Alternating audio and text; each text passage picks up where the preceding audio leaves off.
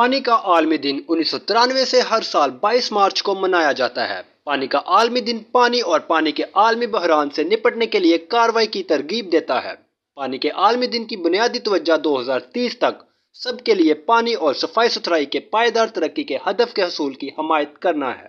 پانی کا عالمی دن اقوام متحدہ کا سالانہ جو 22 مارچ کو منعقد ہوتا ہے، میٹھے پانی کی اہمیت پر توجہ مرکوز کرتا ہے، جس کی قیادت UN واٹر کے ذریعے کی جاتی ہے، اور اس کی قیادت ایک یا زیادہ UN واٹر کے اراکین اور متعلقہ مینڈیٹ کے ساتھ شراکت دار کرتے ہیں۔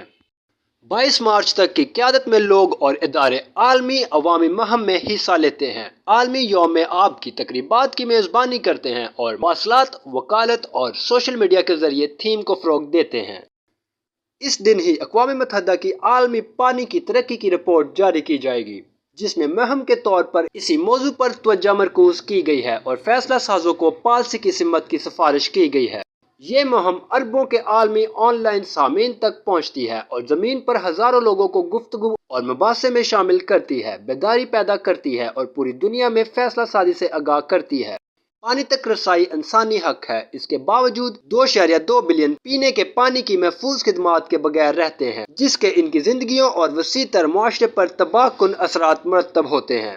پانی کی مناسب نظم و ضبط کے بغیر شعبوں کے درمیان پانی کے لیے مسابقت بڑھنے اور مختلف قسم کے پانی کے بحرانوں میں اضافے کا امکان ہے، جس سے پانی پر مختصر شعبوں کی ایک حد میں ہنگامی حالات پیدا ہوں گے۔ معلومات کا قابل اعتماد ذریعہ CRC، جڑے رہیں CRC کے ساتھ۔